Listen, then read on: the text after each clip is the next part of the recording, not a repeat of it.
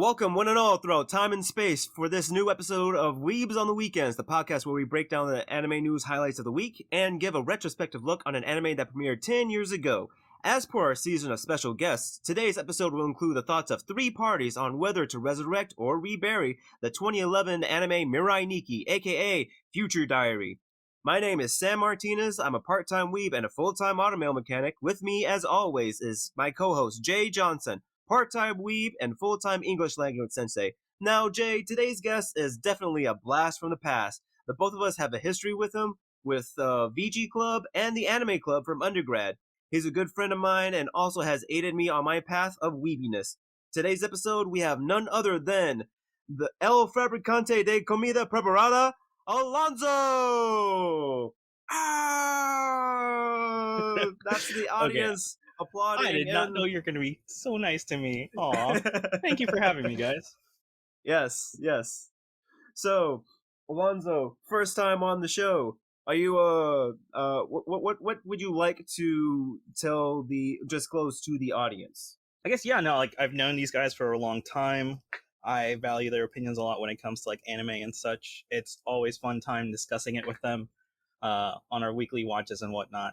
So I'm looking forward to to going over Future Diary. Awesome. I also like how you had addressed Jay and I, and I don't know what it's called. It's not necessarily the third person, because we're right here. I just find it funny. It reminds me of Doctor Doom, how he always refers to himself outside of himself. Like I said, it's just a bit of a note. Jay, is there anything of note that happened to you this week, or anything that you want to say about Alonso before we get into the thick of things?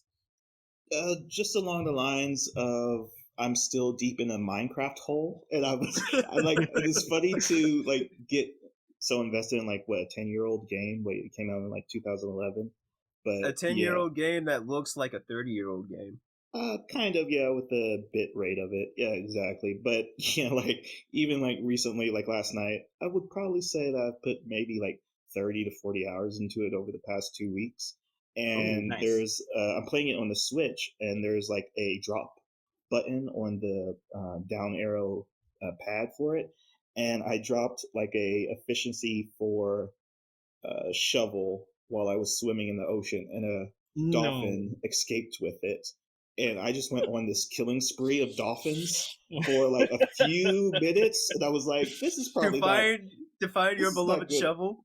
Yes, yeah, dude. It was a diamond shovel, and I put a lot of enchantments into it. Efficiency 4, that's that's hard.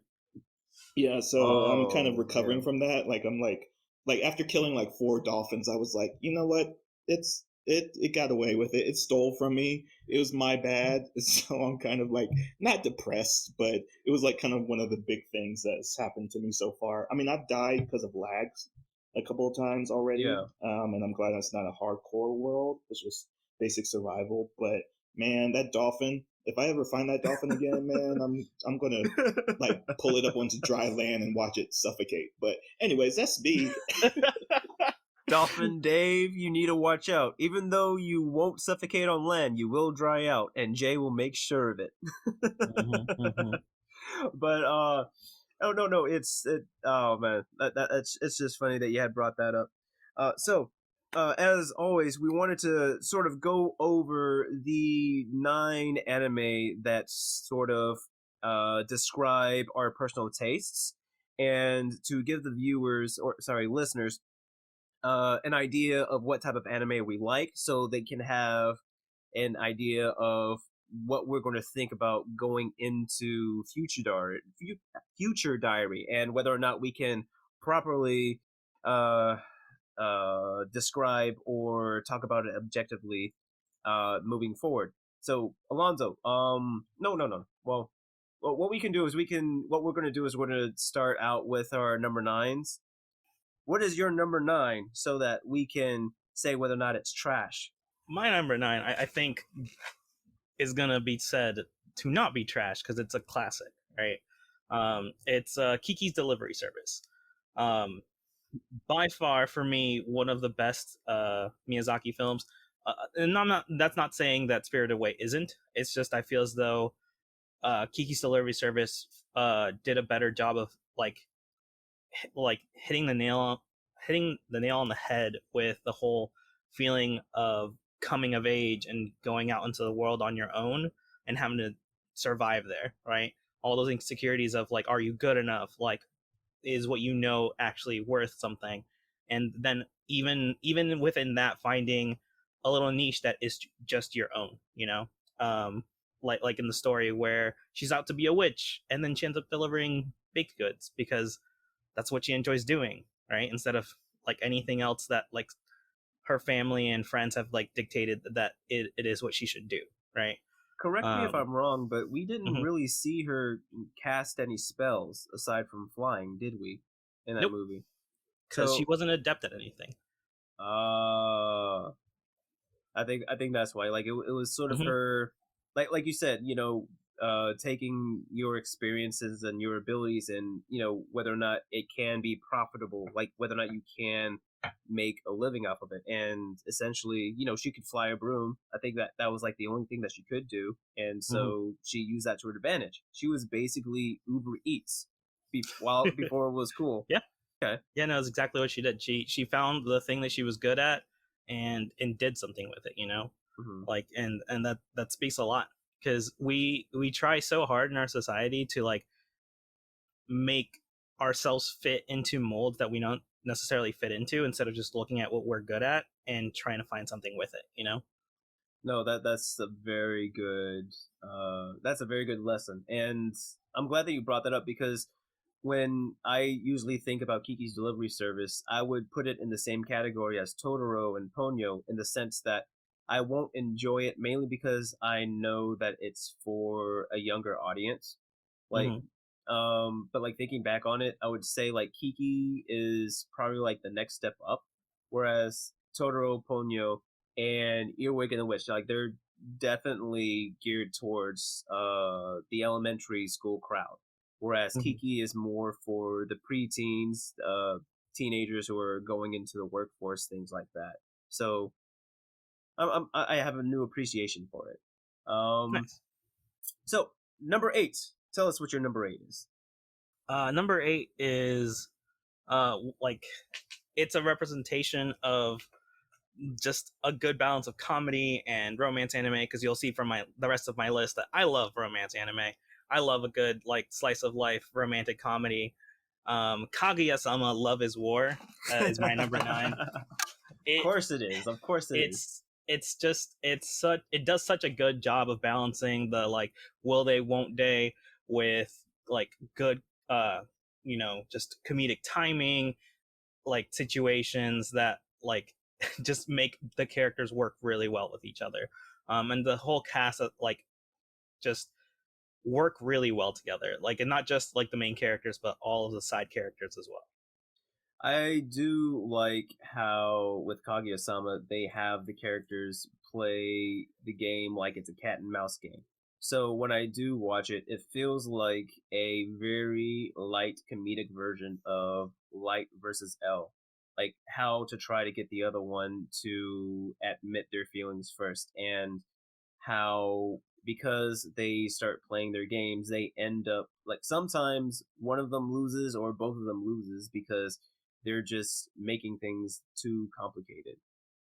Jay, do you have any thoughts? Because I think you said that you were watching Kaguya-sama Love is War. Am I correct? Yes, it made my best of animes list when it came out for season one, I believe 2 years ago, and season two premiered or wrapped up last year, I believe. But yeah, it's been announced for a third season as well because can't really be left hanging with this kind of show given how it smartly is written with two intellectual, um, not sociopaths, but not tsunderes. Well, would they be tsunderes? But basically playing They kind of chicken are. with each other's emotions and trying to get the other one to Mm-hmm. confess, like you said. But there is that element of psychological warfare, or basically committing on each other and then dealing with their own personal flaws. There's a good supporting cast. There's like best waifus and Chika and Kaguya. So overall, it's just a well done show, and it's kind of falls in that same category of fluff, like Welcome to Demon School, Iruma-kun. That it's just like you enjoy it because of the the depiction of the characters in like real world situations and dealing with their own personal issues and overcoming them. So it's just like heart. It's just all heart fields in that show. Mhm. Oh my goodness, you just like all the love-dub stuff, don't you? So let's see what love-dub stuff that you have in your number 7, Alonzo. So the next one isn't really love dub stuff. It's actually what I feel as though is kind of like the epitome of like isekai right Okay. now. It's Mushoku Tensei, or Jobless Reincarnation. Ah, yes, yes. So Um, why jobless instead of spider, uh, or so why jobless instead of all the other isekais? so for me, I think it has to do with the fact that um, it just set up the world very well. The main character didn't understand it. Like within a few episodes, we like the character grew up from a baby, um, but they had trouble learning everything. They had to literally get a tutor to teach them because they weren't just gifted. Even understanding that this world has magic, and he understands that, oh, maybe this is like a game, that isn't enough, right? Like sheer knowledge of this thing isn't enough for you to understand it. You actually have to put work in and learn it, right? And put the time in and effort and work hard for it. And he ends up being really strong, like Because of even the for his time that age. he puts in. Yeah. Exactly. And not just because, oh, hey, I'm from another world, therefore I'm just instantly broken, right? Um, and I like how well it does to introduce new characters, and there's parts of it that like bother me a little bit, of just like, because it is a 30-year-old dude, or like I think it's like 35 or something, that is like hitting on like 14-year-old girls.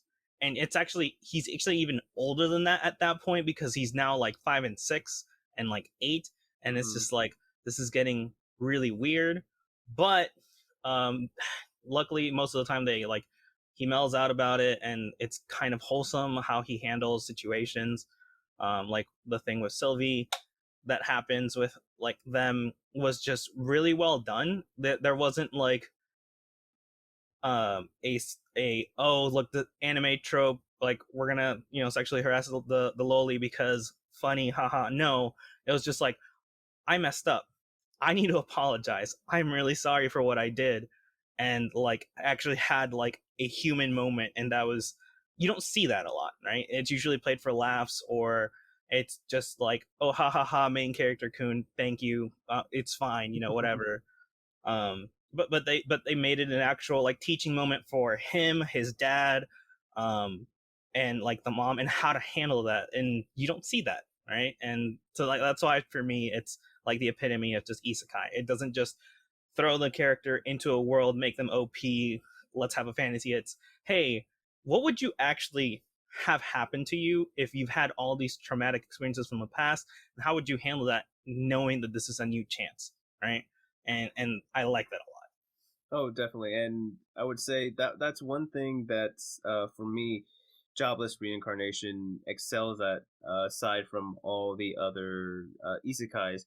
One issue that I've had with isekais is because is whenever you are introduced to the new character, or to the character being in this new world, they don't have any personality, or they don't really talk about their experiences in the previous world. You have no idea who this person is, but yet they're able to grow and become this badass.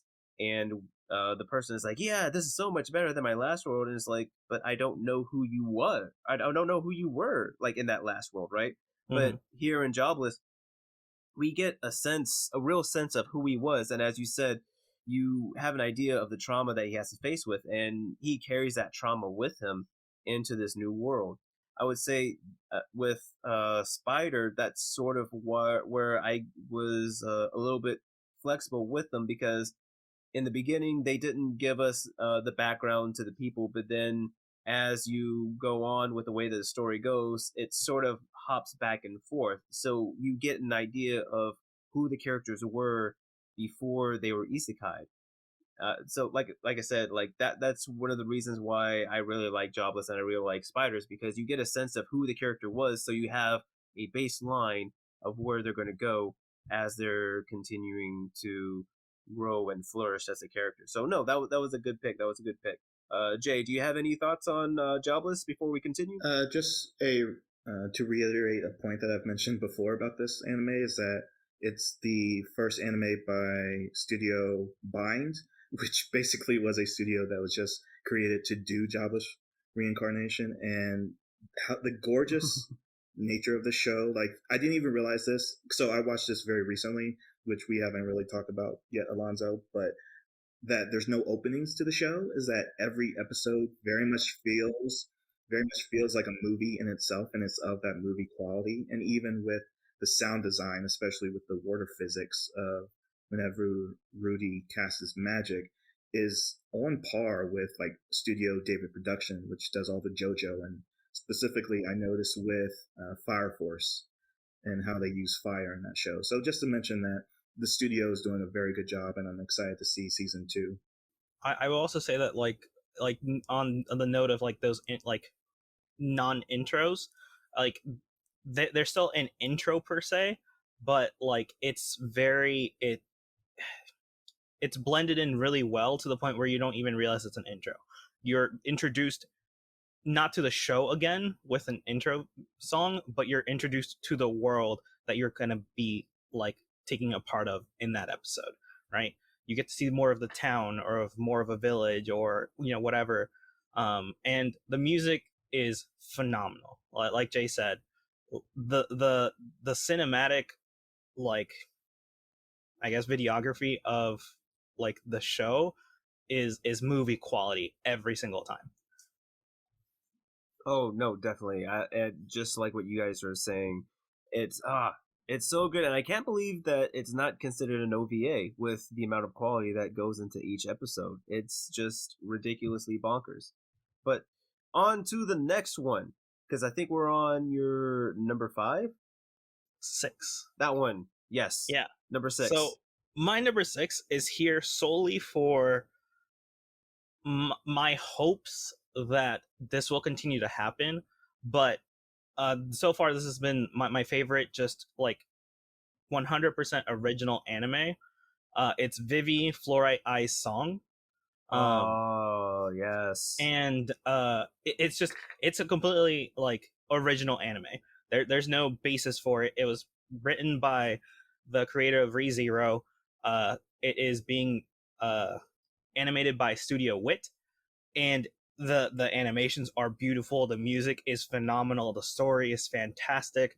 I'm not gonna spoil anything of it, but like as Giga called it, it's Terminator Hatsune Miku. I hope that's all you ever need to like want to watch this, because it's amazing. like please take the time, watch the episodes. There's only 13, and it's phenomenal. That's all I'm gonna say about it. It gives me hope that this show's hopeful success will mean that we get much more original anime, and that studios will be approached to do things how they want to, instead of having to be dictated by an already existing property. And that's why it's on my list, because I want more of this. Oh no, definitely. And I on the show, Jay has mentioned this anime several times, and we have taken the time to watch the show a little bit too. It's so good, and definitely do enforce your accolades for this said show. Now can we get to your number 5? Yeah, sorry. I can speed through these a little bit more. No, it's fine. Yeah. My number 5 goes back to my whole like rom-com, like lovey-dovey stuff that I really enjoy. Horimiya, Hori-san to Miya Murakun. It's again a more recent anime, but this past year of anime has really been pushing what different genres mean and what it should look like. And while I love my let's wait till the last 5 episodes of a show to like finally get like the main characters together, because like we're having that will they won't they, episode 5, it took us just episode 5 for them to like get together, and I love that. And there was no rushing. Everything felt natural, felt normal. It was great. It's freaking adorable. It is just so heartwarming every single episode. how they get together, how like their friendships develop. Everything is just great. Like it knocked Toradora out of the running for my favorite like rom-com anime, and that's been there for like over a decade. Ooh, that's saying Yeah, something. it is. That's not to say that it's not still up there, because it's actually on this list. Is Toradora is also on this list Nice. for the very similar reason, but I also like how adult Toradora ended up being towards the end, right? Yeah. Going with that, like, well, what do we do after the fact? Like, okay, so like we love each other, like this is great, but then Now what, what? right? Yeah. It addressed it addressed that. It addressed like messy love circles that developed because they're all friends and they like each other, right? Like this is what happened in that situation, and what that looks like, and it's just balanced like comedy really well. Also, you can't hate on a tiny tsundere, right? You just can't. Like it's great. But those are two of my other shows that are on there. Okay. And I'm gonna save the shonen one for last, just because I think it's the one that we can talk about the most. But Okay. the other two are kind of similar into why I liked them. Summer Wars was like the better version of the Digimon movie, and I love that. It has that. Why do you It have to be so does. right? I mean, it's the same director, right? No, He finally it got to is. do his movie that he actually wanted, right? Yeah. Without any limitations, and it shows, right? The animation is beautiful, like the action is done really well.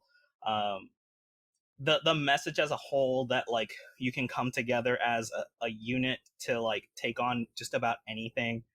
Like there's a like this type of scene always gets me whenever the matriarch or patriarch of a family can just start calling upon all of their like connections like over the decades to like bring everyone together and rally like the troops in order to like work together to get a benefit of some sort.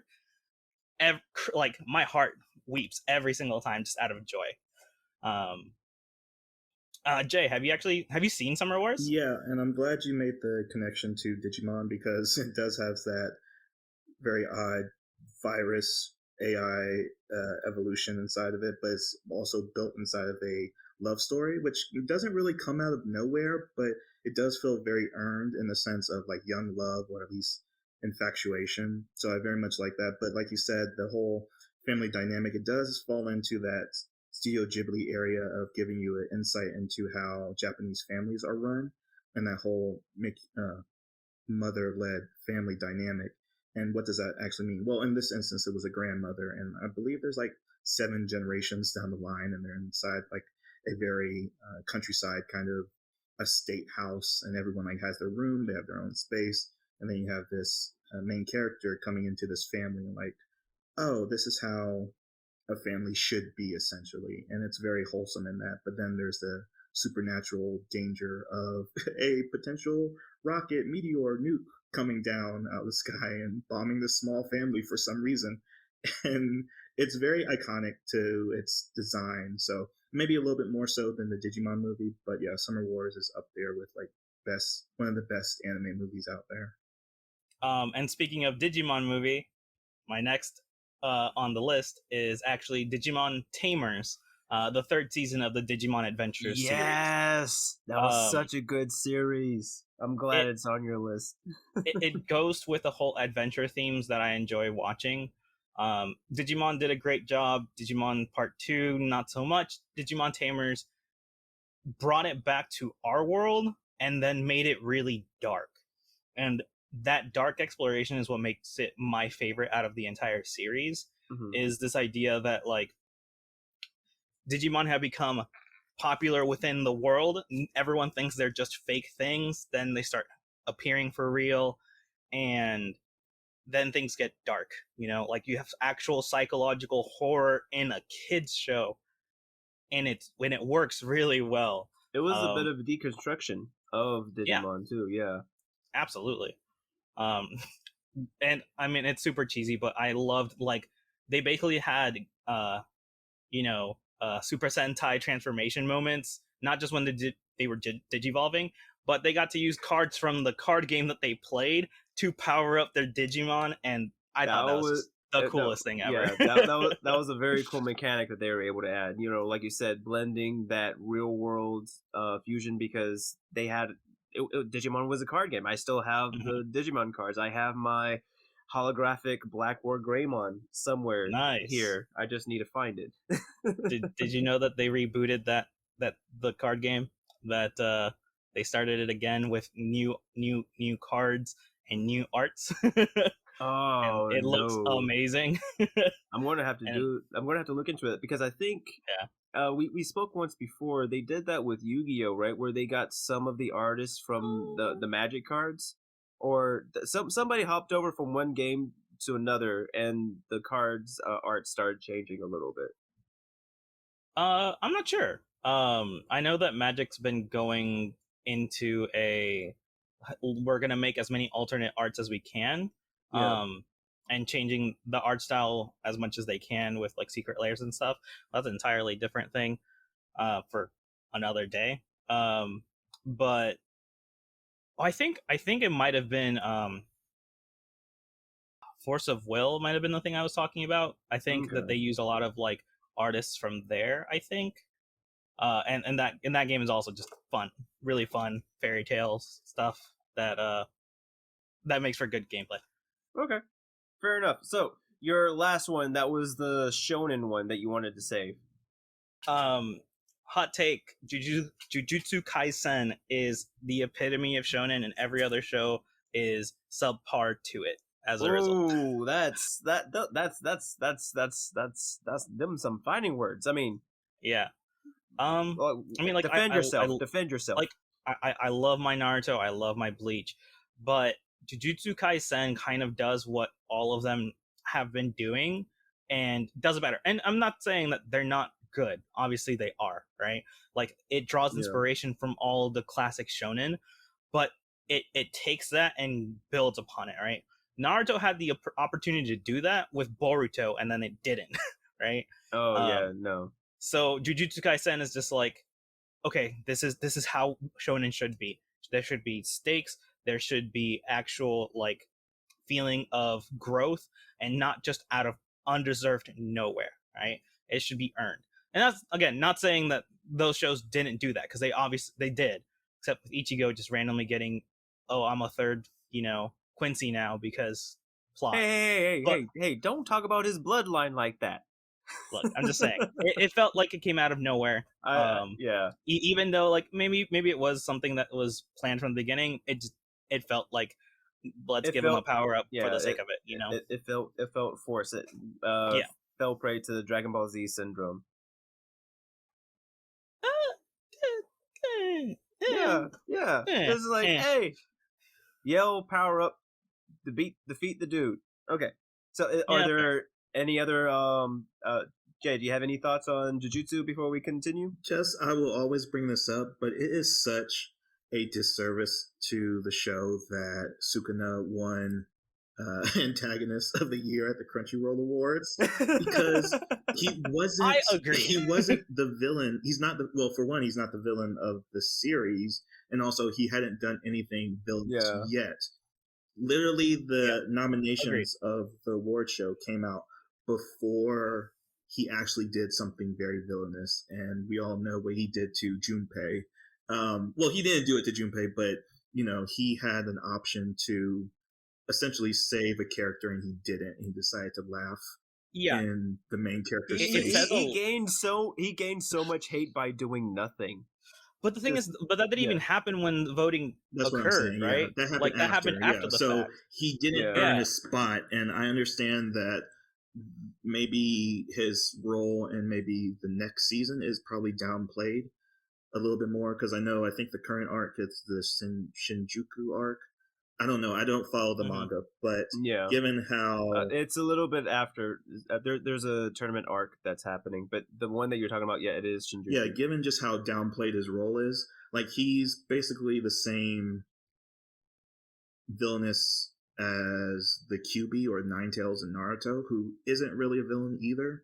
So everything you said, Alonso, is correct. Like Studio Mappa is just kind of just blew it out of the water. You wouldn't have thought that the studio that did God of High School and did Jujutsu Kaisen are the same. I mean, they have the same fight choreography and the fluidness of it in their animation, but yeah, Jujutsu Kaisen just excels above all the others. And of course, it's more specifically battle shonen, because if we were going to talk about shonen, I would say Haikyuu is a little bit higher than Jujutsu Kaisen, if I'm going to be honest. Actually, I would agree with you on that. That's fair. Yeah, no. Haikyuu, weirdly enough, like is probably one of the best shonen around, but it's like a sports shonen. So like most people haven't seen it, unfortunately. Like, and it's such a shame because it's such a good show. Because like Jujutsu Kaisen is what we've kind of been waiting for in the anime community for these past couple of years. Because Black Clover was supposed to be it. My Hero Academia kind of is in the mix. It did it for a while. Probably did up to the tournament arc. It's a tournament arc in the second season, but yeah, it's kind of fallen off. Like people haven't been really tracking it as high as its first seasons, even when we just had the premiere of season 5 in spring this year. But Jujutsu Kaisen, man, just like it made my top list of anime last year. It was great getting an idea of your top 9, your core anime, Alonso. So it seems like you like the W.o.Ws, but you like seeing people getting beat up too. So that's good to know moving forward, especially for this anime that we're going to be discussing, Mirai Nikki. Now, have either of you two? What is your exposure to Future Diary? I know it from the Japanese. That's why I keep saying it. I'm not trying to be the weeb who pushes up his glasses like, oh, this is the actual name of it. It's just like that was how I was introduced to it. So my apologies. I'm trying not to sound pompous. That's just what I know about it. No, that's how I know it. But what is your exposure to this franchise before having to revisit it today? Oh yeah, so this is actually one of the few anime that we've talked about that I've actually seen in earnest when it originally premiered, because of everything that went into the promotion of. It's also The Future Diary, which is kind of weird. The Future Diary, not just Future Diary, but yeah, Mirai Nikki. And it does fall into that kind of vein of edgy emo anime that was appropriate at the time. And, when you're a weeb in high school or university, you kind of fall into these kind of, not depressing, but these kind of, you resonate with the main character who is essentially a loser or loner or needs to be isekai or needs some kind of fantastical escape from their lives. So I have watched this in earnest. I had not watched its epilogue until this second viewing, the Redial, which is its sequel, essentially. It kind of functions in the same way as the Code Geass movie most recently, the Resurrection of Lelouch kind of functions. It's kind of like the truer ending of the series, but you can just watch the ending that the series shows. And there's also a spin-off. I think it covers the terrorist characters' perspective of the Battle Royale. Abine, I think was her name. I forgot how to pronounce it. But yeah, it's basically, I'm very familiar with this, and I really wanted to watch this. But this was Alonso's pick. So Alonso, what's your experience with this? I had watched this originally like around the time it came out. I'm pretty sure, I don't know if I watched it with you, Sam, or not when we were in school. But I do very much remember watching every single episode of this. And I remember enjoying it a lot. Like it was very, like, I thought it was very good. It did storytelling really well. There were twists that happened that I didn't see coming, and it blew my mind. I was like, oh my god, I can't believe that happened. That was great. And to be honest, I couldn't finish it this time. I could not watch it. Like I got to episode 5. No. The thing with the Shrine Maiden, whose name escapes me right now. Okay. I was just like, I can't watch this again. Like I just can't. Damn. And I don't know if it was because it felt too edgy for me anymore. Like, it was trying too hard to be edgy. Like, there were some comedic parts that I was just like, ha ha ha, that's funny, but it felt like, I think just knowing the outcome already, I didn't want to trek through this again, if that makes sense. Like, in my opinion, like, I don't know if it's just because maybe it's aged poorly or my tastes have changed, but I just didn't enjoy it as much as I did the first time.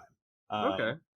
So then, what we can do now, and we could talk a little bit. Well, yeah. We could. Could you hold your thought for a minute? Because like I think we're going into like more spoilery Yeah, territory to and we're definitely going to be talking spoilers, but I want to at least like give the synopsis of the show before we continue going forward, if that's all right. And yeah, of course. just a reminder to all of our listeners, I am having the same syndrome that Jay has had in all of our other episodes. I had forgotten to mention that time codes will be in the description, so you'll know when you want to listen to Alonso's top 9, or when we're going to get into the synopsis, and then why Alonso hates this show as much as he does. But essentially, the premise of this show is that we are following this high school student known as Yukitaro Amano, who spends his time basically writing in his daily diary, just writing down what he what he sees, what he observes, and he has these quote unquote imaginary friends known as Deus Ex Machina, who is supposed to be the god of time and space, and his servant Murmur. And later on, it is revealed that Deus Ex is actually the deity, and he throws Yuki in a battle royale in which him and 11 other participants have diaries that can tell the future. And essentially, they are supposed to battle it out against one another so that they can, in fact, replace Deus as god of time and space for their world. And along his path, Yukiteru runs into a stalker, and it turns out that she is also one of the participants to the game. And it is essentially their relationship and what they do throughout the events of the games moving forward. This show is known as action, mystery, psychological, supernatural, thriller, and shonen. Its rating is R, and it's streaming on Hulu as well as Funimation. And fun fact, the F-bomb count is 4 in the English dub, and 2 of them are from Ninth, which is the bomb lady that you had mentioned earlier, Jay. She is she is the sailor in this series.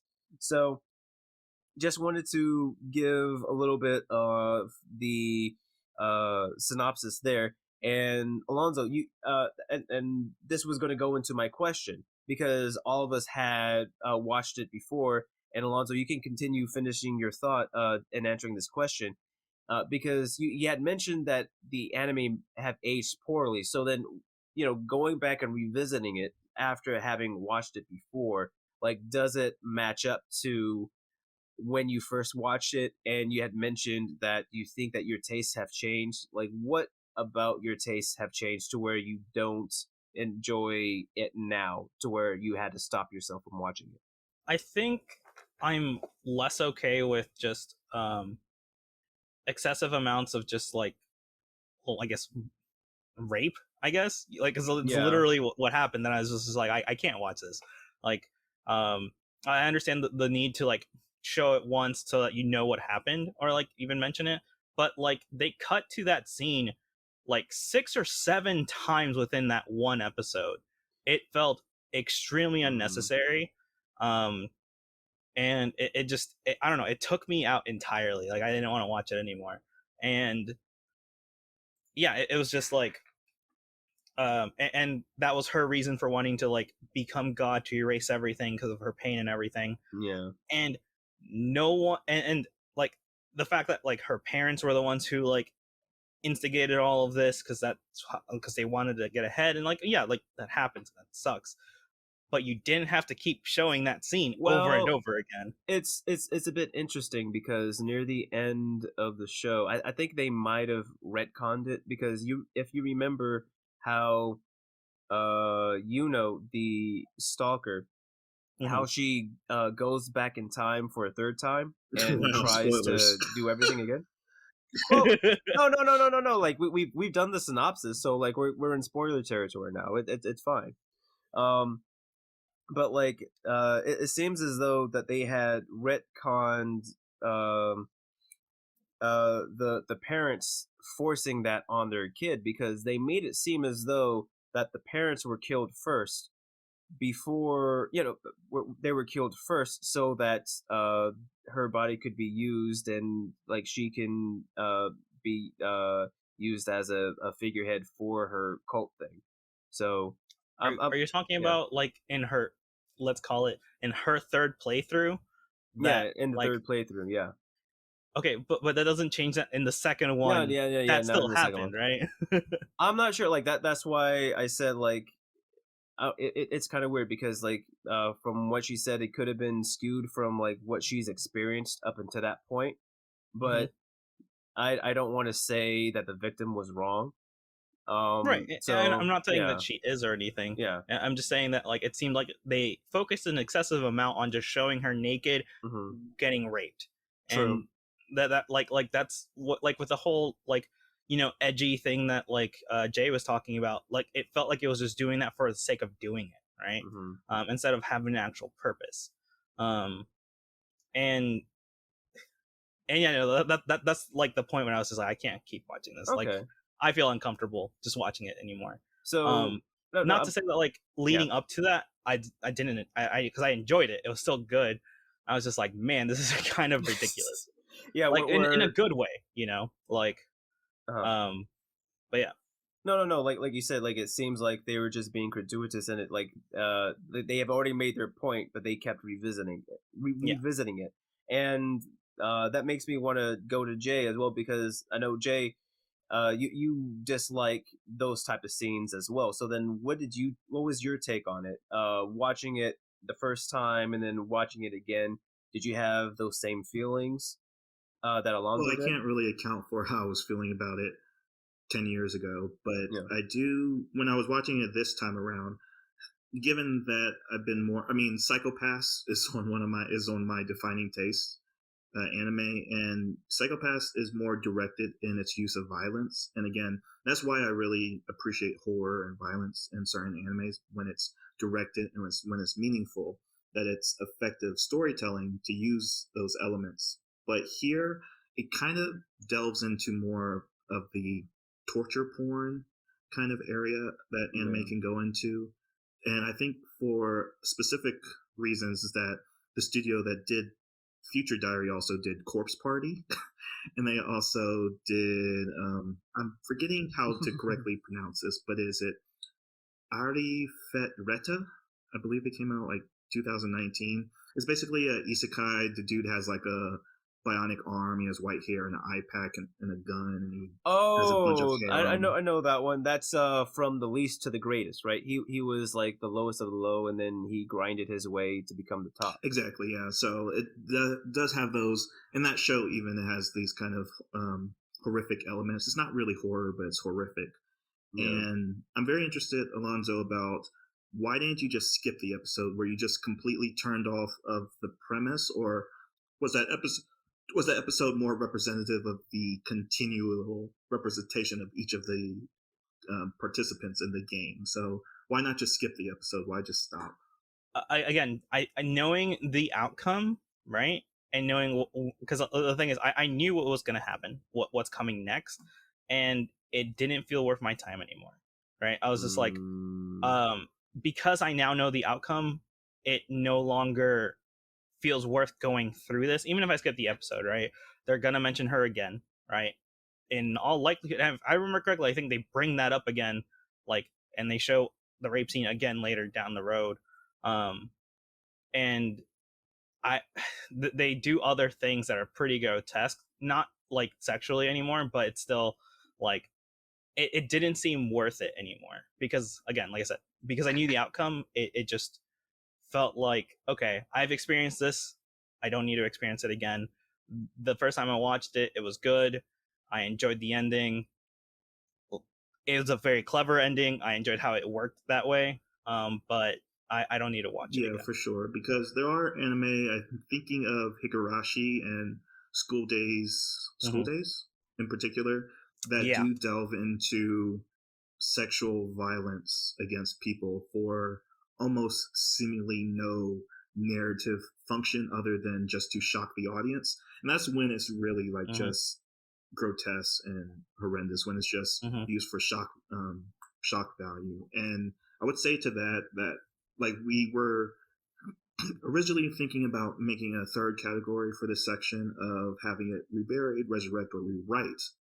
And this does feel to fall into that area that justifies that category, because if this was maybe shortened down to 12 episodes, and if some of the participants were maybe limited, that her story would obviously be cut because of not how edgy it is, but how unnecessary it is to the rest of the story, and how much, like you were saying, it does come back enough to say it would warrant people to be turned off of the series. I wouldn't say that her part needs to be cut. It just needs to be approached in a different way, right? You can still mention it. You can still show a scene of it for the impact, because the first time it happens, it's very impactful. You understand what's going on, but then, like I said, it just was excessive afterwards, right? It was literally just shot after shot of her being naked, looking mentally broken, right?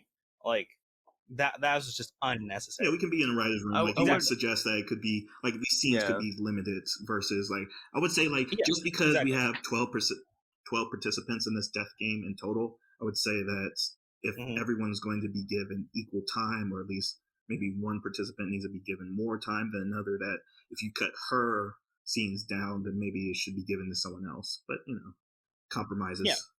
So I would also mention too, because it seems, because you mentioned, Alonso, that when you watched it the first time, you really did enjoy it. That your main hangup, aside from the reveling in the grotesque, is that you knew the end of the story. And I feel as though like this anime is a good example of works that is good to be watched once, or in a very limited manner, because if you've seen, at least like with this story, it's like if you've seen it once, like watching it within so much time, it doesn't feel like it's adding to the story. So like that's not saying that it's not necessarily bad, but it's not necessarily good in the case that you can watch it multiple times. Say, for instance, 2001: A Space Odyssey. It's 2001: A Space Odyssey, right? It's good. It has merits in which it's good, but that doesn't mean that it has rewatchability. Or same thing with a video game. It's like you could probably play it once and may not want to play it again, but that doesn't mean that it was a bad game overall. I will say that it's possible that my perception of the whole, like, is this worth it, was clouded a little bit because I was playing through Nier Replicant at the time. And I had to, and I was going through getting all 5 endings, so I had to replay the game 3 times. And I think in my mind I was like, is this really worth it? So I already had that in my head. So that may have colored like, so like you that entire prioritize thing. a game over us. I see how it Well, is. no, that's not what I mean. I mean, like, I'm just I think that just mentality of like, is this worth it? With Nier Replicant, because there were other endings that I got to look forward to, it was worth it, right? If it was going to be like, oh, there's not much of a difference in the endings, then it's not worth it, and I'll put it down and move on, right? And I think that's just a mentality I've had going forward with a lot of shows in general. Is the journey worth the outcome at that point, right? Because like I've rewatched Anohana like a couple times because the journey is worth it, right? Getting there is fine. Even if you know the ending, it doesn't change the journey you're taking. The journey itself is the reward, not the actual payoff, right? Whereas with Future Diary, it felt as though the ending was the actual reward for watching everything, but I already knew it, so I don't really need to watch it again. You know? Definitely. And Jay, you've mentioned this before when we talked about Gosick, where if you learned a mystery or you've been exposed to a mystery once before, if it's presented to you again, you know the inner workings of it. So it's that shock factor, that twist. It doesn't really have that same effect, and I feel as though that this show, the biggest thing about it is that twist at the end regarding Yuno and her family situation, because I feel as though the only other thing that could have made this show that much stronger to have that replayability, that rewatchability, is Yukiteru's growth and his character development. For instance, if I'm just comparing it now to a more modern version of Future Diary, which is a show that you and I have been watching, Jay, Gleipnir. Whereas, Oh, I love that show. yeah, Sorry. no, exactly, where it's in a similar. The rules aren't the same, but it's another battle royale where people are giving powers, and it's a very interesting power system. And Future Diary is a very interesting power system too. We can talk about that a little bit later and how great it is. But in Gleipnir, the characters are interesting. We have a quote unquote loser protagonist, but he's at least interesting and he is worth watching again, seeing him grow. Whereas Yukiteru is more or less what's that kid's name from Evangelion? I always forget it. Shinji. Yeah, essentially Shinji, but worse. Which is, how do you do that? That's my thing. And he gets kind of better at the end, but still, you're seeing everything through Yukiteru's eyes. And because his character is bad and he doesn't necessarily want to grow, he just keeps defaulting to the whiny woe is me, and then hops to a more self-righteous stance that is that doesn't have a leg to stand on. It's just very annoying, and I can see like having a main character like that who only gets kind of better at the end, that would not make Future Diary as replayable as what Gleipnir was. Jay, do you have any thoughts regarding that? It's funny along those lines of what you just brought up with Shinji. We did cover a couple episodes back Dead Man Wonderland, and Ganta, the main character of that series, also kind of falls into that pathetic, lacking of agency kind of character. But with Ganta, he's literally being set up by the government to take the fall for a murder, while Yuki in this show is very much a hateable character.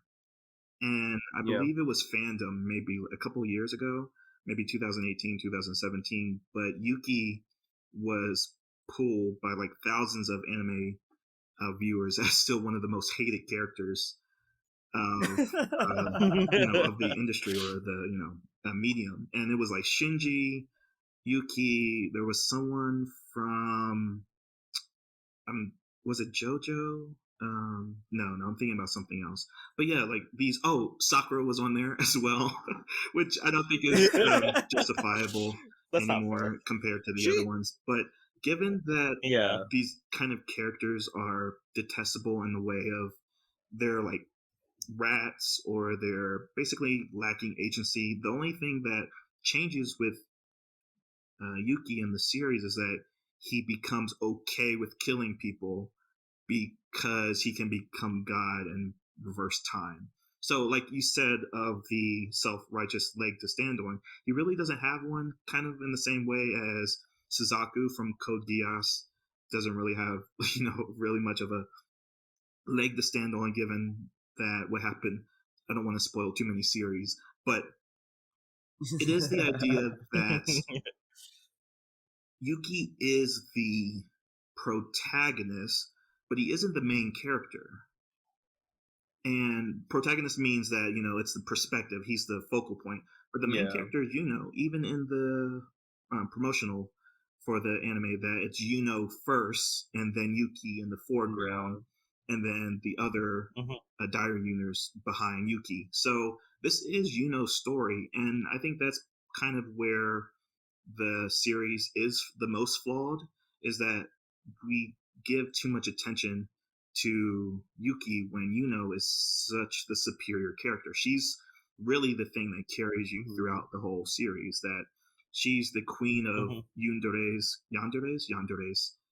and it really hasn't. She hasn't really been surpassed. She's kind of like the staple example of what a yandere is. The only ones I can really think about that kind of approach her most recently is Happy Sugar Life, which was back in 2018, I believe. Kind of Misa from Death Note. Misa, the obsessive.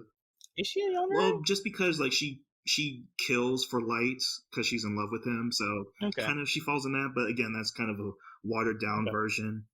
Oh, to mention Code Geass again, Rolo from the second season. Fair. Again, there's a bunch of yanderes in Higurashi, but yeah, Yuno is just the selling point of the series. Now, does she save it?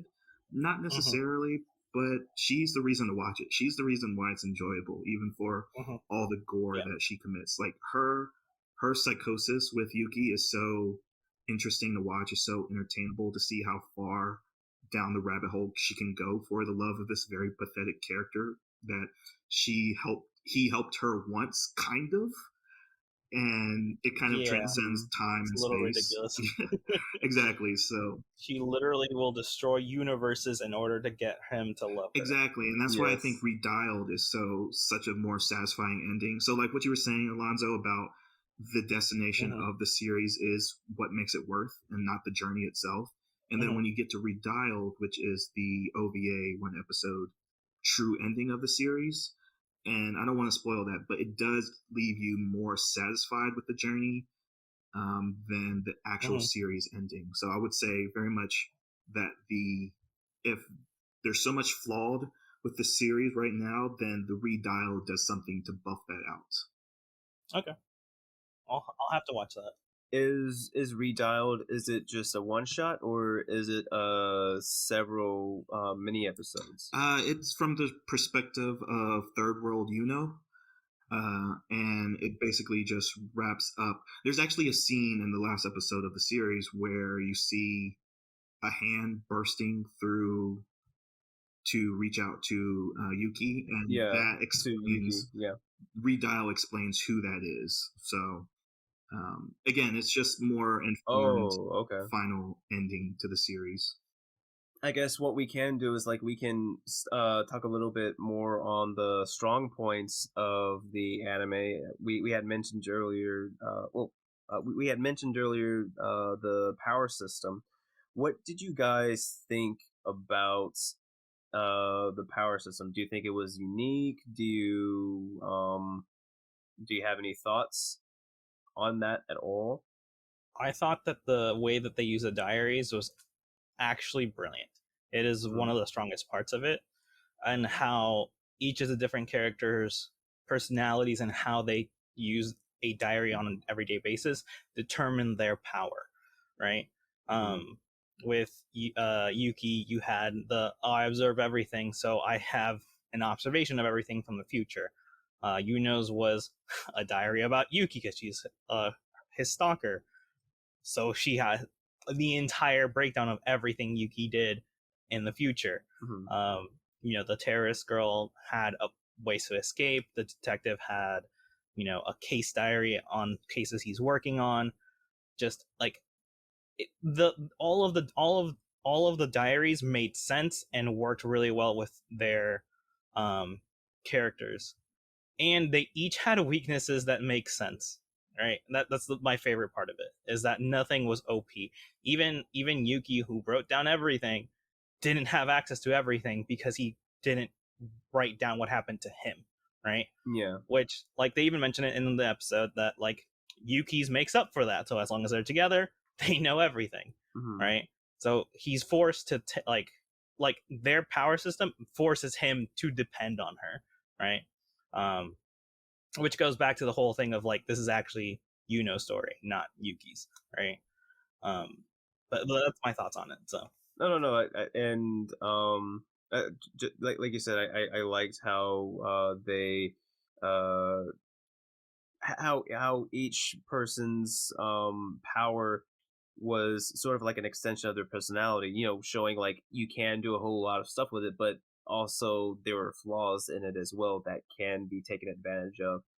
Just using Yuki's diary as an example again, because everything is through his observation, so whatever he perceives to be true is put in the diary, and whether or not, and you can play with his observation of what is true, and that can be used against him. So I really liked how they did that, and it's sort of like now I'm thinking about it, it's sort of like in JoJo with the power system of the stands, right? Where you're finding the stand user and you're trying to figure out what the stand user's power is so that you can overcome it. Whereas the same thing in Future Diary, right? You run into a diary user, you don't know what how their diary works, so they have the one up on you, and you have to do what you can to figure out what that is so that you can find the loopholes in that.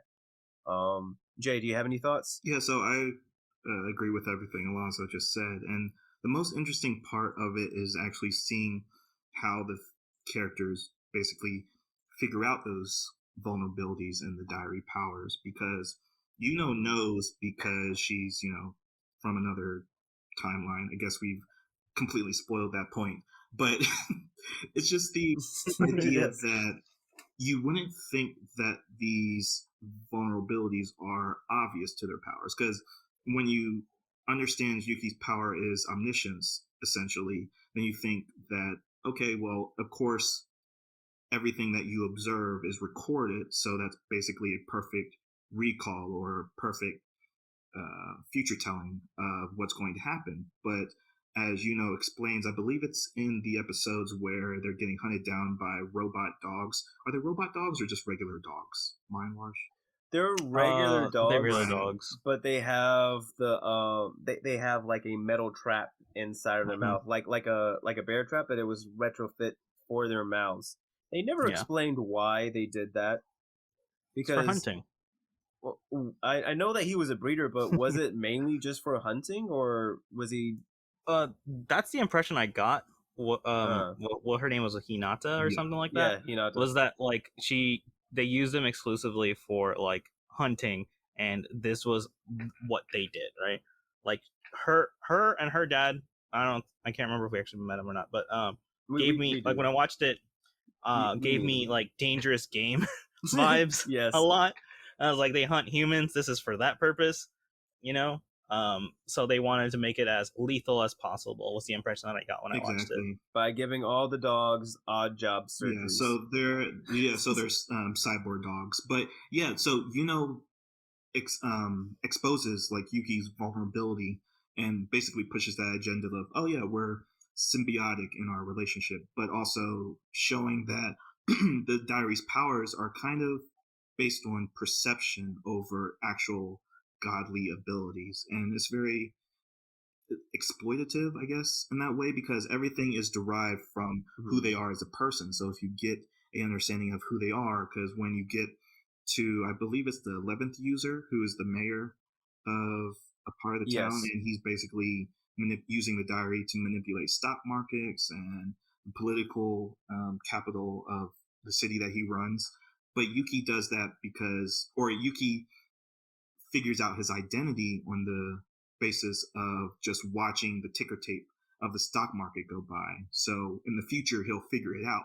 And that's why some of the writing in Future Diary is genius. So again, talking about why the power system is such a high point is because it's great writing, that it has the soft power system so in tune to how it's presented in the manga, which I don't think we mentioned yet, but this is a manga original property, and I believe it has 16 Mhm. volumes. I'm forgetting, but yeah, and I believe you. I think it's 16. I was in the comic book store today. I saw 13. So I think there's yeah, so 16 I'm of them. glad that the story wrapped up. So by the time the anime was in production, the manga series had concluded. So I feel like that's probably the reason why the power system is such a high point of the show that because the series actually finished.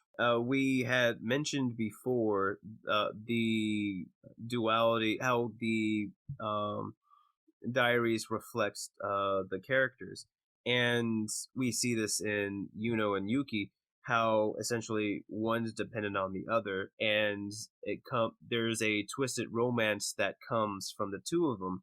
And I feel as though that both of you are more in tune to the romance genre than I am. So what are your thoughts on the romance between Yuki and Yuno?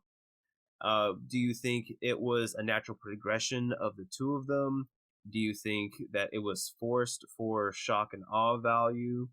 What are your thoughts on their relationship throughout the whole show, or from what you've experienced? Jay, I guess, like, or no, Alonso, we can start out with yours from your brief reminiscence, and then we can go to Jay's, who saw the entirety. So, from what I recall and what I felt, because I still remember this, so it's Stockholm syndrome, right? Like, he has no real choice in the matter because she becomes an all-powerful god creature, right? Like, he kind of falls in love with her out of necessity, not of actually liking her. Yes, she's cute because she's a cute girl, but it doesn't take away the fact that she is manipulating everything in order for him to like fall in love with her, right? Like, No, that's so scary. no, and I guess, like, just to clarify, like, when you say Stockholm, it's not like what people think Beauty and the Beast is, because that's not necessarily Stockholm. It's more Yeah. like what happened in Tangled, and did try to make Yuki more dependent on him, trying to ostracize him from friends that he was making, feeling some sort of way whenever he was becoming more sociable, things of that nature. So when you say Stockholm's, I appreciate you using it in the fullest sense. Jay, what are your thoughts? Yeah, to go off of that is just that wages psychological warfare against Yuki, given Mm-hmm. that that is her goal of avoiding a Romeo and Juliet situation. Again, we haven't really talked about the whole time distortion and parallel reality creation, but essentially, has a lot of information and foresight into how Yuki works, and we don't really get a understanding of how the relationship was in the first world. Like in great depth about how they actually fell in love and got to the point in their relationship to see if it was actually a healthy relationship. Because all we know is that she's obsessed with a different version of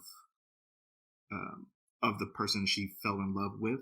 So I guess it kind of vibes into that same category of how Rudy acts in Jobless Reincarnation. Yes, he's a 40-year-old man in a 10-year-old's body, but what is he supposed to do in that situation? That he is attracted to people for who they are, but his mind is more advanced, so his mental age is a little bit more advanced. Same thing with is that she's operating on the idea that she's already fallen in love, or she's already knowing that this Yuki is her soulmate. So maybe she wasn't as bloodthirsty in the first world. It's not really clear about who she was as a character, but who she is now is the yandere that we all love and enjoy to watch murder people. So I think it is a good romance, quote unquote, thinking about what do you do if your soulmate dies and they're reincarnated and then you have that information essentially. So do you just leave that person alone, or if you were destined to end up together before, then aren't you destined to always end up together? So there is a lot of, like, of course, the Stockholm syndrome is correct because she literally captures him and ties him up to a chair and spoon feeds him and IV drips him to keep him alive because he just pathetic, like he's the most absolute bottom tier pathetic version of himself in that instance. But is it a good romance? I don't know, but it is under. It's, yeah, there we go. It's a very toxic romance on both sides, because Yuki doesn't love her. He knows that she's a knife that he can will to get to his end goal, which is to become God. Mm-hmm. And then through that means of involving her with his life makes him fall in love with her. So it's really hard to say. 26 episodes definitely 26 episodes is definitely needed to kind of sell that idea. So when I was talking about rewriting it, kind of that element would have been skipped over. So I do by episode 18, I put this in my notes while watching it, but episode 18 is called Cross Lines. That's when Yuki's father dies, and then Yuki holds up a gun saying, "Oh, I need to shoot you so I can win."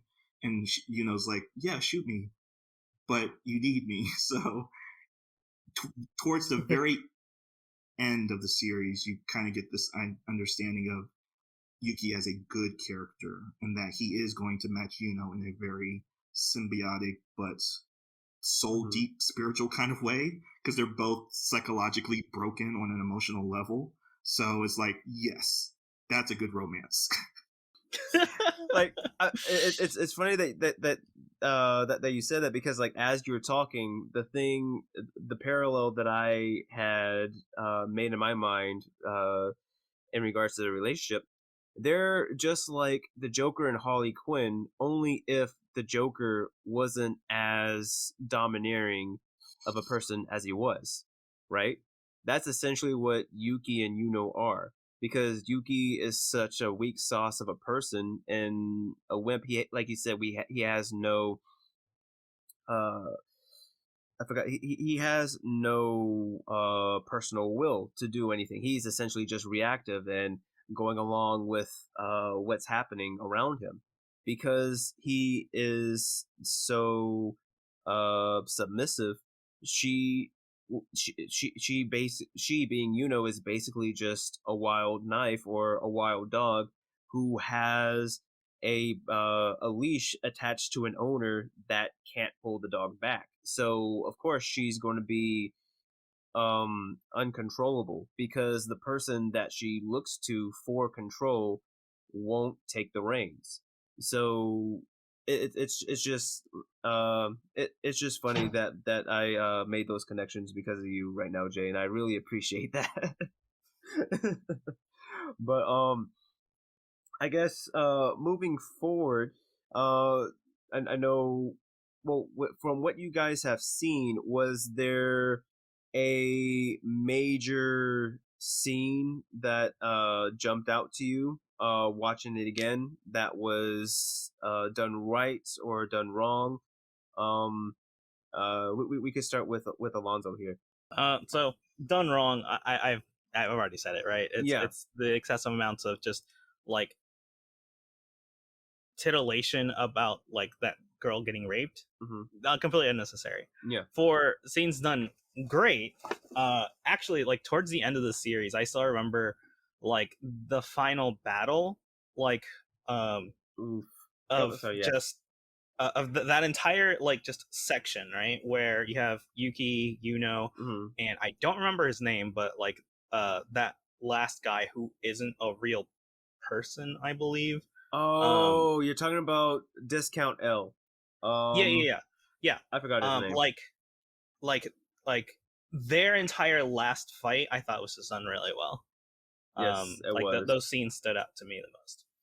Now that you mention it, he was a character that stood out to me because he was able to figure out and to he was able to best the diary users without having a diary himself. So like that was just really, really good writing for that character because of how smart he was, and they were able to write him very well, and how he was able to get to the how he was able to get to the results that he was able to. I feel like with that character, because as you said, it comes into questions his origin.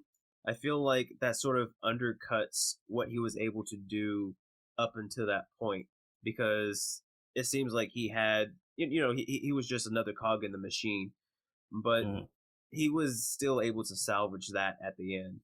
So I guess like for that character, it was sort of like that moment was sort of bittersweet for me. But Jay, questions going to you. Did you have any scenes that jumped out to you for good or for ill throughout the series? In regards to just a scene that sticks in my mind is the whole hospital. I believe it happens in either an episode or two episodes, but it's basically a scene where they're getting hunted inside of a hospital, Yuki and Yuno, and they basically go up to the roof, and Yuki is so kind of Yeah. having his like, oh, why am I participating in this game? And you very much get the feel that yes, Yuno cares about him, but in that scene, they're on the roof and they're like, oh, let us jump. And you very much get, or at least I got into that scene that, yes, Yuki matters to Yuno, but Yuno has a firm understanding that this is just one version of Yuki. And even though that hasn't been stated for another couple of episodes, you get a sense of like, yes, she would be sad that this Yuki dies, but she always has more Yukis to fall back on. So all the time play that goes Yeah. on into the series is like, I understand Alonso's like reservations to stop at this episode, but I kept going because I was paying attention to all the foreshadowing that was being done. Even in the Yeah. opening even in the opening scenes of the series in the first episode, you get this like very blacked out screen and you don't know what's going on in those scenes until like maybe 20 episodes down the line of who Yuno actually is, what she did when she needed to come back to the past. Spoiler alert, she kills herself.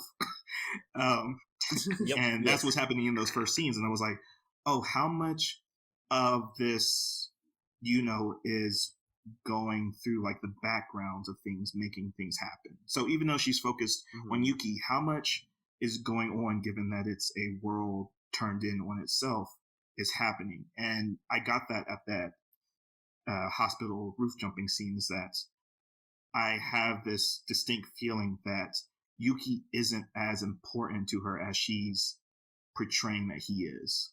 Yeah. Well, I guess I would say that like it's not that Yuki isn't, it's just that any one particular Yuki isn't important because there's technically an infinite number of other Yukis that she right, could it's get, the Rick right? and Morty kind of of nothing really matters because there's other versions. She went full Rick on it. Yeah. Wubba lubba dub dub. But I would say that was interesting when you talked about the jumping off the hospital building scene, because it reminded me of my scene. So when I was going through and watching the series, I don't know. I guess like because I went in and I watched the whole series, but for some reason I just blanked on like the middle part. Like I knew, like as I was watching the show, I was watching. Say, yep, I know this happened. Yep, I know this happened. I knew it all the way up to the point. I think it was after the dog scene, right? Or not with the dog scene. It was right after the final confrontation with the cop character, and then we're introduced to the seventh, which is the two diary users, which are basically the more wholesome and the healthy version of Yuki and Yuno. And for some reason, I just didn't remember any of that. And the scene that stuck out to me was essentially the guy with the pompadour, Marco was his name. How essentially like they're all in rubble, and he's trying to save his girl, who Yuki has threatened, and he's basically moving this rubble out of the way, chewing them out, and reiterating some of the notions that was given by the cop's character before his corruption, sort of just driving home those points, and was able to move a large pile of concrete while he had shrapnel in his person at the same time. And the reason why this scene came to me, Jay, was because they had to jump off the roof in this scene as well. But it was just very interesting seeing those two be juxtaposed against one another, and it was cathartic for me because Marco was saying everything about Yuki that I hated and was trying to help him realize where his shortcomings were. And as I said, it was just a good parallel, a good comparison. Alonso, do you remember those characters at all? Yeah. Marco and his girlfriend had like the twin diaries, right? Like the because they were a couple. Like even though she wasn't technically a player, she got one as well, so that they could know each other's like going ons. So kind of similar to like Yuki and Yuno's, but like intentional and like an actual couple. Yeah.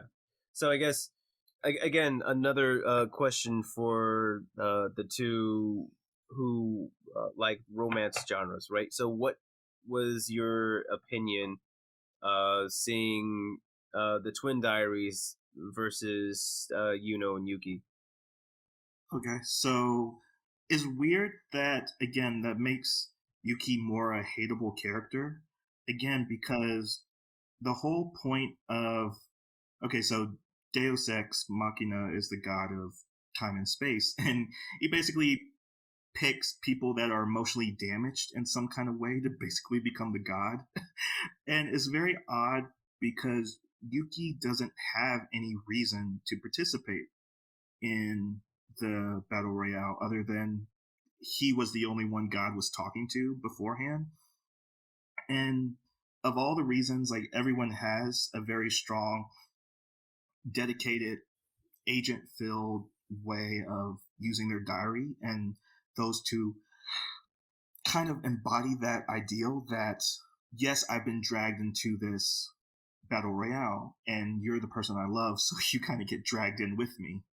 And it's very wholesome. And even how she dies first, spoiler alerts, and he basically reserves himself to dying with her because that's what love is, while is killing everyone and potentially Yuki, because there's a scene, I believe it's the next to last episode, where they've consummated their relationship and Yuki figures out that she's not his world's and then she immediately tries to kill him, showing how thin that line is. Again, going into that Rick and Morty parallel universes and infinite copies of yourself, you really don't matter. So that is so, again, I think you said it, Sam, is that it's wholesome. It's the wholesome version of it. And it's really endearing that, yes, Yuki and kills them to show that their love is superior, I guess. That's what the show is trying to say, is that toxic love is more useful in a battle royale and that they were destined to lose. So yes, it's a good romance, but given a battle royale, you have to be out for yourself, which is.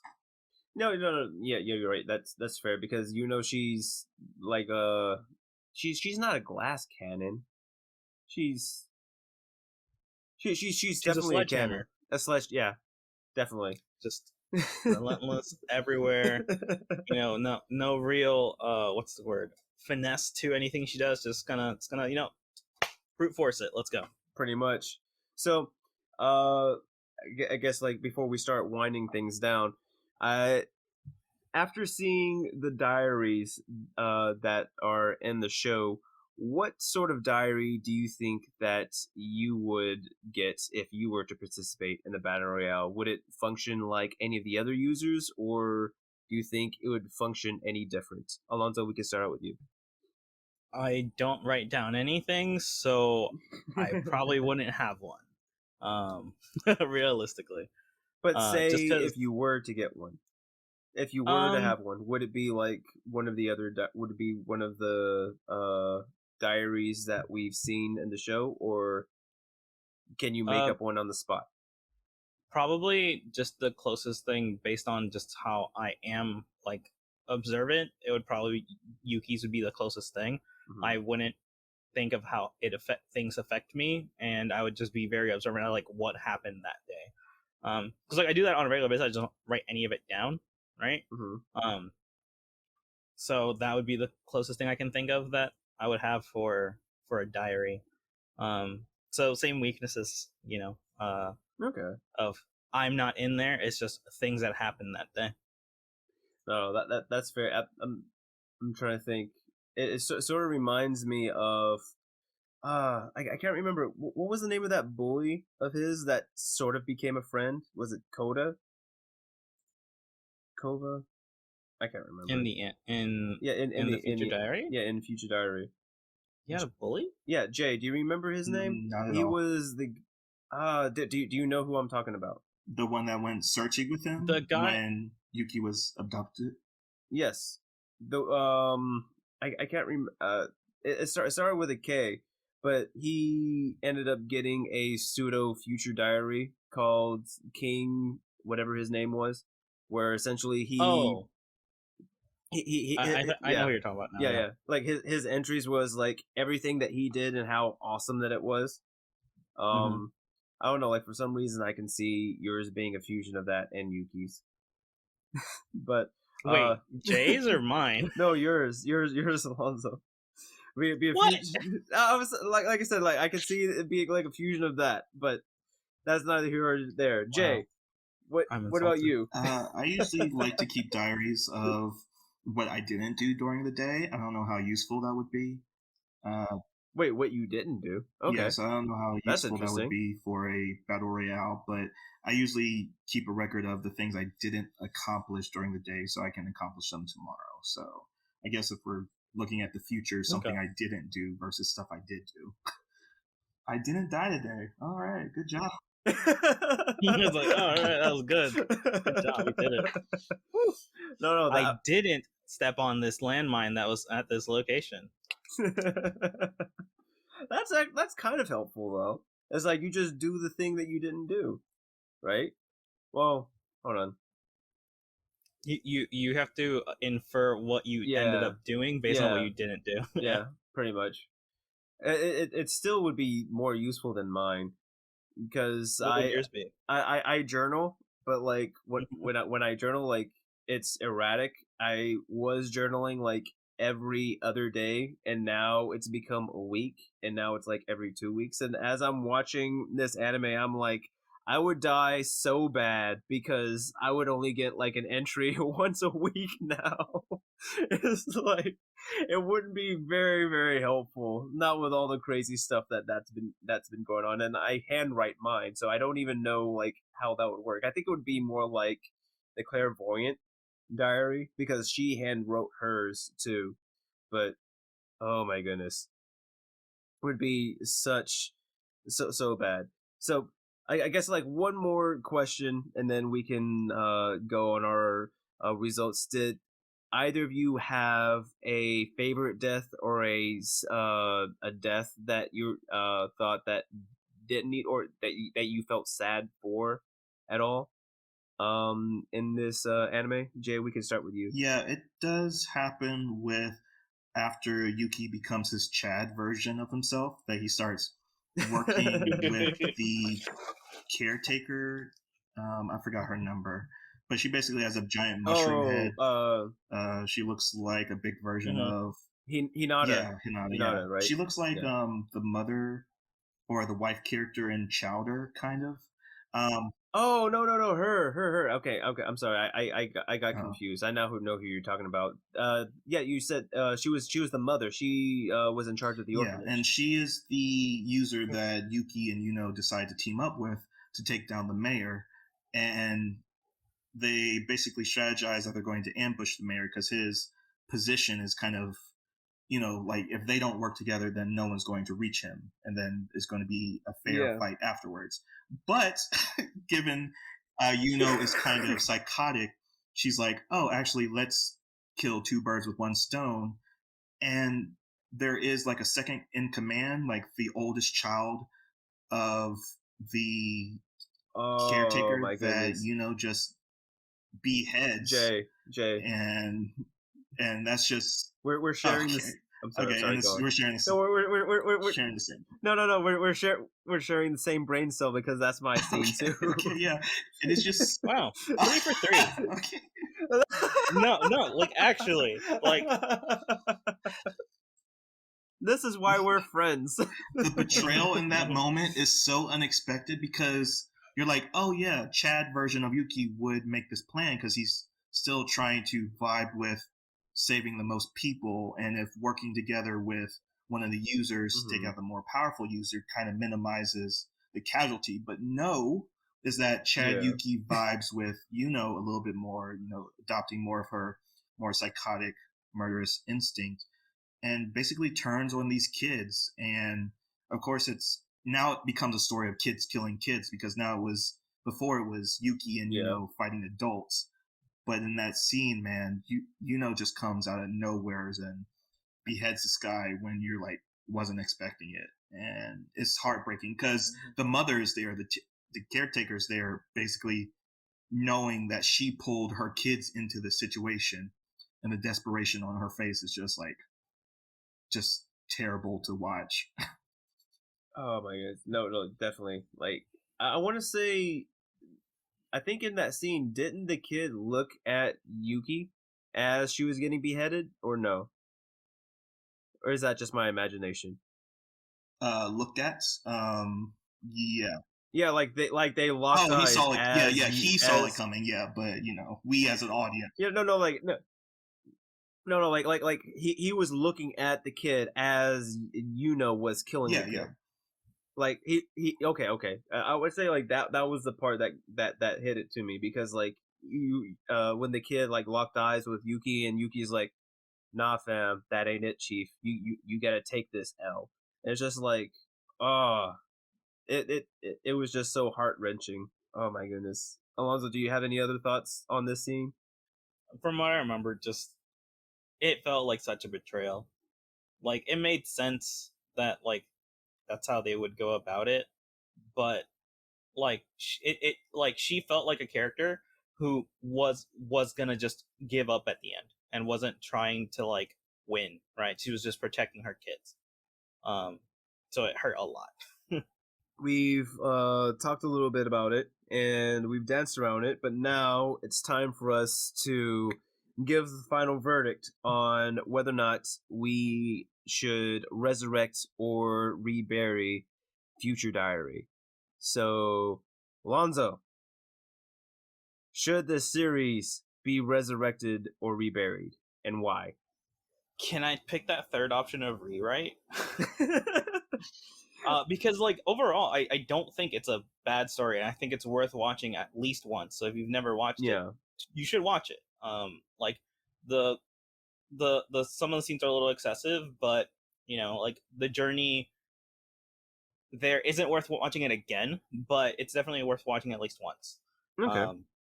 And if they like restructured it just a little bit to like reduce a little bit of the excessiveness, I think it would be very much just something you could rewatch pretty, I mean, not frequently, but like once every few years. No. I agree with you. I'm sort of in that camp where I would rebury it in the sake of having somebody pick it up and rewriting it. Much like you said, to sort of hone in on what made it good. Tighten up the story elements a little bit, because I know like, well, even I'm just trying to think, because even with some of the foreshadowings, like there was some definite stuff, but it seemed that definite closed closed holes, but it seemed like there was still like some wiggle room, because I don't know if it do we know if the anime was coming out at the same time as the manga, or if the manga was done before the anime was done. It concluded right before the anime was released, so I guess it was in production Oh, okay. as like the final volume was being published. So it was just final details then that just need to get hammered out in that regard. But like you said, there's some fluff that they can take out with taking out some of the gore scenes and making the middle bit more memorable or at least condensing it down to where it doesn't have to be as long as it is, because near the end it felt like fluff, but it was weird. There were some episodes where it felt like it was going to be filler, but then like halfway through it was like, oh, but this was actually a plan all along. They needed to go to the theme park so that some other person can do this one mystery plan thing that is very relevant in the next episode. And it's like, okay, I guess. But like I said, they could just like tighten up ship a little bit, and so like that's sort of where I'm at, is the rebury and the hopes of a rewrite coming out later on. But Jay, what about you? Resurrect, rebury, rewrite? Well, let's not do that third category because it very much is a cop out. But I would say, Fine. I would say that, like, again, there's a lot of flaws to the series. Like, again, like it does warrant to be revisited. So I'm guessing I'm citing more into the Resurrects because of it could use for another adaptation, especially with maybe updated graphics or a better studio, because the Studio Asread, as I mentioned before, doesn't really do a lot of anime. Like they had basically 17 or less than 20 series under their belt. So maybe if it was more stylized, if it was a little bit more well directed, because it's very plain in its animation. I didn't mention this as a highlight, but definitely with the OP, the opening is kind of a high point of the show. The first opening was good. The first opening was 14 really good. episodes, and it's called Fantastic Ology, and it's one of those OPs that really stand out as like one of the best. I don't know if Mother's Basement, to give a shout out, said it is like one of the best OPs, but for me, it does very much stand out in that kind of gothic, hard, soft rock, soft metal kind of opening that you can just vibe with and you probably would put onto your phone to listen to. But to say overall, the verdict, I would say, given Yuno's enjoyability with her rampage and carnage, given the power system of the diaries themselves and the ending, I think I'm vibing with what Alonso said, is that it's a good for a first time. Maybe you won't revisit it, but it's definitely worth watching once. So I'm going to say it's a Resurrect, Sam. Okay, so one Resurrect from Jay, one rebury from me. Now, Alonso, because we said that a rewrite was a cop-out, you have to choose one. You have to be the tiebreaker. As it stands, it's a rebury for me. Okay, so we have one Resurrect and two reburies on Future Diary. So that's the results for this episode. Alonso, do you have any words to say? No, just thanks for having me. This was fun. Don't forget to comment, like, and subscribe on the YouTube channel. If you're listening on Spotify, make sure to follow and subscribe on there. Are you guys on iTunes? Yes, we're on iTunes. Also, subscribe to the podcast on iTunes. Awesome. Thank you for that plug, Alonso. That's very, very helpful. Jay, do you have any last words for us? Yes, I do. So, as the Oxford Dictionary says, we're looking at the word Deus ex machina, part of speech, now, definition, an unexpected power or event saving a seemingly hopeless situation, especially as a contrived plot device. Why was the god of time and causality called Deus ex machina? I don't know, and the world may never know.